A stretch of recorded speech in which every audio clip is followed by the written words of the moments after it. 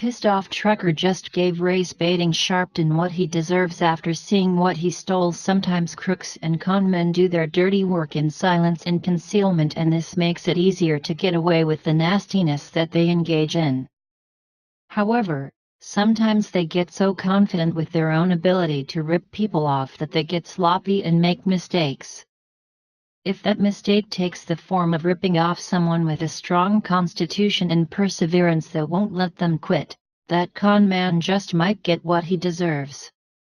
This was the case when Al-Sharpton ripped off the wrong trucker. This disgrace to America is apparently still doing damage, despite his ripped and tattered reputation. This preacher has pretty much just dissolved into a political hate-spewing racism peddler. And yet somehow not everyone is completely ignoring him yet. Even though his cries of racism are the only thing that is making people pause to make sure they're not dismissing him too quickly, the Reverend is still pushing his luck. This self-important crazy person is apparently branching out into meditation and getting his payments up front.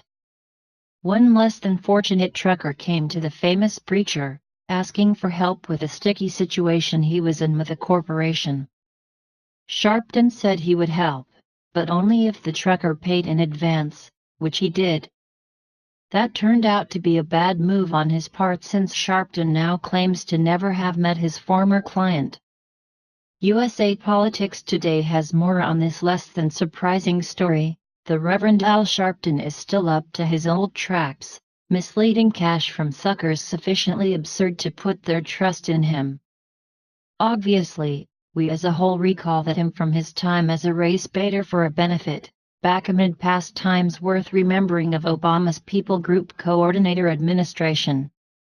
Sharpton is back in the news for defrauding a man who tragically asked him for offer assistance.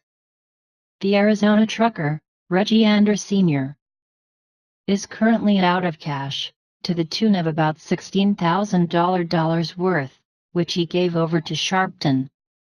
Anders requested that Sharpton help him settle a discrimination dispute with Verizon that goes back to 2009, for which Sharpton requested a cold hard cash installment before he would do anything.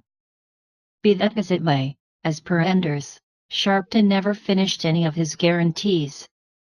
New York Post reports, "He's a crook, he's a fraud, and that's all he is," complains Reggie Anders Sr., who sought out the Reverend Al-Sharpton for help resolving a 2009 discrimination dispute with Verizon.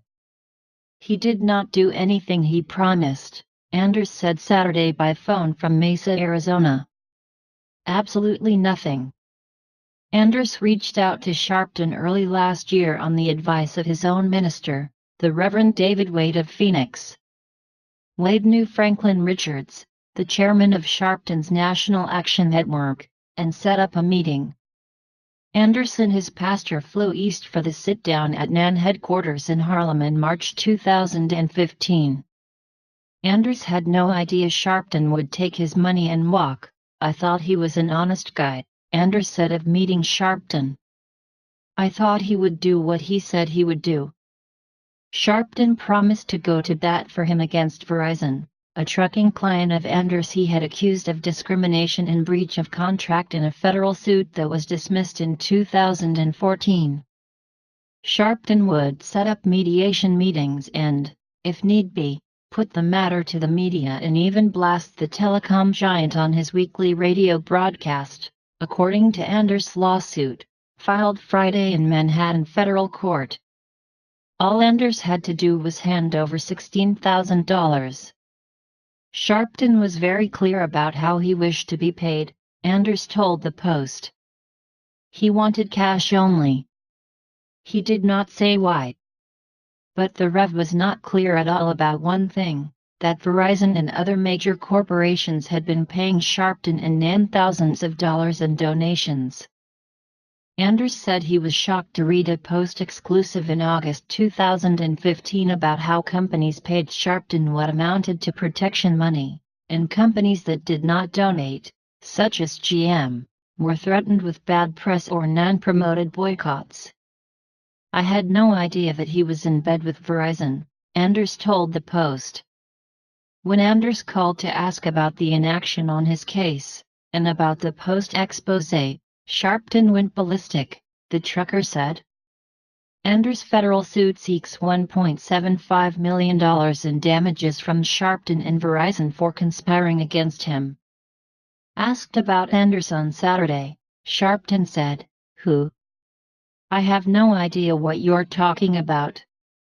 On the off chance that Anders had asked anybody other than those individuals who were all-starry looked at over Sharpton's big-name status, they would have revealed to him what a slimeball Sharpton truly is. Hopefully that Anders presses each and every dime out of that $1.75 mill he's requesting. In the event that you ask me, Sharpton would get off simple. Sometimes we have to really go out of our way to convince the general public that someone is a scumbag, and sometimes they do all the work for us. In the case of Reverend Sharpton, the world may have wanted to believe that anyone who calls themselves a preacher would have a little more respect for his fellow man and the law, but no, apparently once a creepy loser, always a creepy loser. Perhaps paying out $1.75 million will make this slimy bottom feeder think twice about taking a hard-working man to the cleaners when they trust him for help.